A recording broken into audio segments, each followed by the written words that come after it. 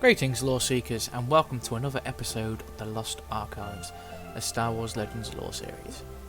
So, today I'm going to talk about something that exists in both canon and expanded universe Legends canon.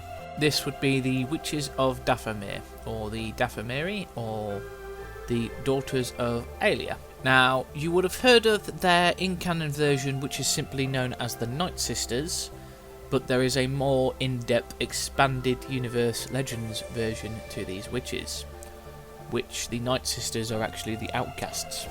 I'm about to go into detail of various bits of the clans and their origins. So firstly, how did the Dathomiri witches begin? So our story takes us about 600 years BBY, where a Jedi Knight known as Leia was exiled from the Jedi Order for being a fallen Jedi. Probably wanted to use blasters or something, considering the dogma of the old Jedi Order, but we'll see. But now, the Jedi Council didn't want her to execute her for her beliefs in the Force. They wanted her to go off, reflect on what she knew, and then hopefully one day return to them. So they exiled her to a far-off planet in the outer region, and this was the planet Dathomir, not realising that the planet already had a substantial population left over from one of the various wars, and in fact the original human colony coming from a penal colony.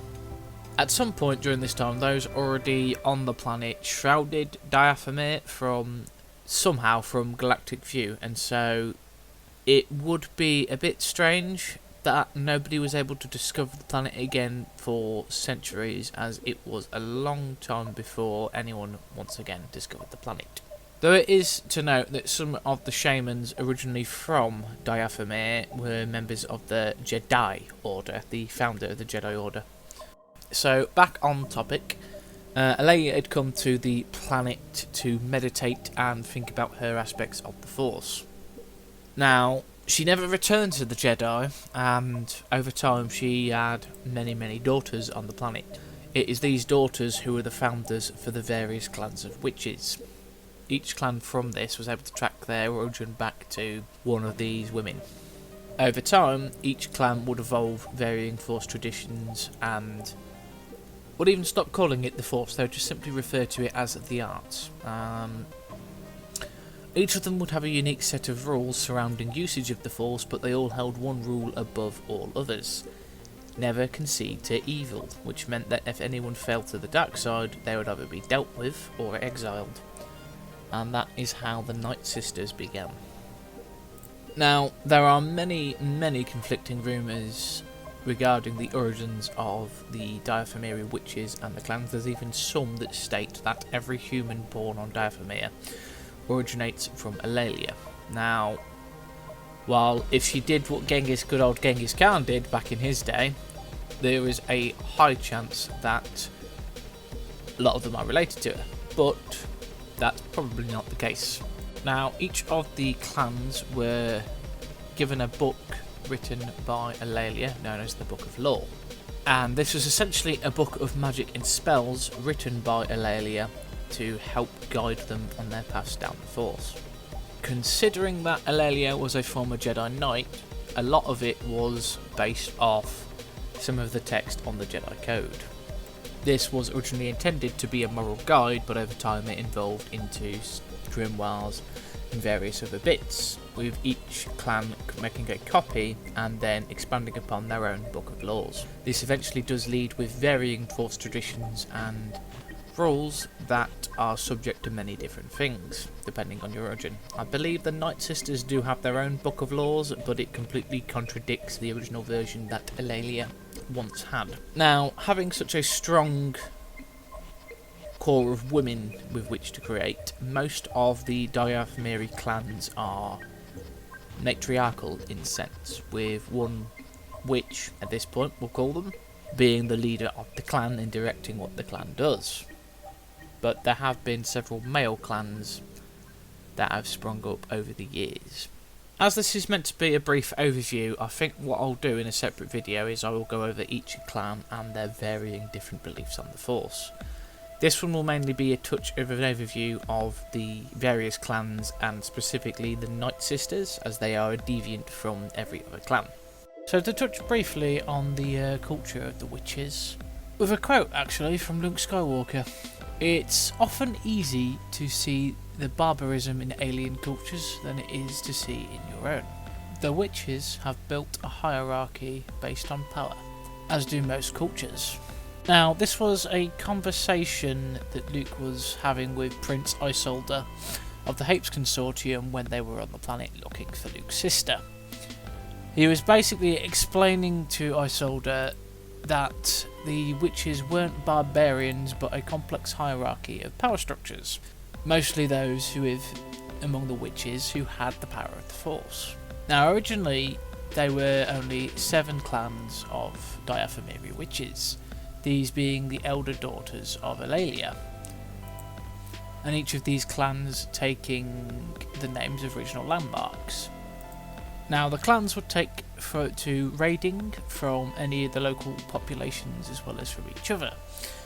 This would be for resources, various items, and even males enabled to propagate to the clan, as well as low-level conflicts being entered into cheerfully by the warrior women. Over time, this also had an effect on lesser clans being absorbed into bigger clans, and then eventually others breaking away from a larger clan and forming several smaller clans. There were more than a dozen and about 8 ABY after Battle of Yavin, and then by about 12 ABY there was about 9 in existence. Now, each clan was usually based in a fortified village or near a landmark that would offer some sort of protection or defence, with the women of the clan serving as warriors and leaders. In fact, usually the leader of the clan would be the oldest member of the village, with matriarchs being aged from anything for a century up to 300 local years, which was about 4 centuries standard. And I'd pin that down to the power of the Force. It can be used to delay aging at certain points, but it can't prevent the inevitable. Sorry, Palpatine. Now, the men in these clans were practically kept for breeding and labour, cladding nothing more than leather or tunics. Now, a lot of the Witches didn't realise that some of these men did have latent Force potential, something that would eventually bite them in the backside, as a large group of men did actually break away from one of the larger clans and formed the newer one called the Broken Columns clan. That I'll explain more when if I ever do any book breakdowns. Anyway, back to it. The warriors were expected to find mates by capturing runaways or slaves from other clans, and they even partook in the trading and selling of the male members of their clan. Essentially, if you were a man in a Dathomiri clan, you were essentially a slave. If you were chosen by a woman, this would be with the help of them eventually making you fall in love with them, and if you couldn't or wouldn't fall in love with them, they would subsequently sell you on to another woman, as such of a makeshift divorce. Though you could free yourself, the way to do this would be to save the life of one of the female members of the clan. Now, as the Dathomiri were a warrior society, daily training in the art of war, as well as both muscles and in the Force, was something they did on a daily basis. On a side note as well, their most common hairstyle was braided, as long as also using helmets that were decorated with mementos and various other skins, as well as using various animals' hides and skins as armour. Tanning was quite heavily used, as well as using various bits of the Force in the form of spells to help reinforce armour and various other things as well. Crime in their society was usually punished by exile. This was usually when they would pertain to use the dark side, or even just using what they called night spells, or even just using anger to power usually permissible Force power. Now, if a warrior did want to return to the clan, she'd have to undergo a period of exile for purification purposes, and then eventually they'd be allowed back. This would usually be about several years.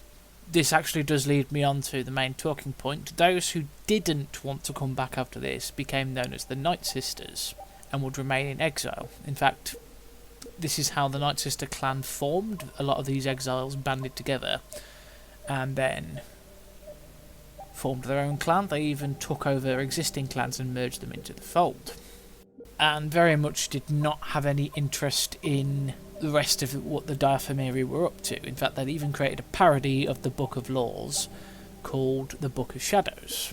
This would contain everything from their rituals on the standard Book of Spells, as well as ones that were used to create darker ones, including using a version of Sith alchemy. It's not alchemy the same as the Sith, but it does have a very similar function. The Dathomiri didn't really lead the planet, seeing as they didn't have any space technology, though the allure of the NightSisters did mean that other people or emissaries would come to try and get them and hire them as assassins or enforcers off-world. This is actually how Darth Maul left the planet, as he was sold to Emperor Palpatine by his mother because she didn't want him to become a slave in the NightSister clan, because he would have been a Night Brother. And the Night Brothers in Legends were enslaved by the NightSisters. Towards the time of the Empire, the NightSisters would have formed into a large clan and battled for dominion over Dathomir against the other clans, and would use their abilities to influence the wildlife of the planet against everyone on the planet. This would mean that they would start to tame and ride, dominating them through the Force, one of the natural predators of Dathomir, which was the Rancor. The NightSister Rancor Riders is actually one of the more superior units in the game Forces of Corruption, and they are quite devastating. A Rancor, in the best of times, is a hard opponent to fight. When it is being directed with tactics, it is a terrifying weapon of destruction. Now, during the New Order, Palpatine was just like, right, these people seem like they might be useful and interesting, I'm going to go and have a look. And then, after learning the depth and power of the NightSisters, he quickly resumed the quarantine the Old Republic had on Dathomir, not wanting to let them get off world and really bother his Imperium. It would have kind of ended badly for him. Anyway guys, this has been my video on the Witches of Dathomir. As I've said, in the future I will do a breakdown of all the various clans in another video, and I will go into a bit more about their history, as I possibly do book breakdowns. I'm not too sure if I'm going to do that just yet though. Anyway, Lore Seekers, if you have enjoyed what you've heard, please like, comment and subscribe, and check the bell for notifications to stay up to date with the channel. And I will catch you on the next episode of The Lost Archives. As always, my sources will be in the description, and have a good day.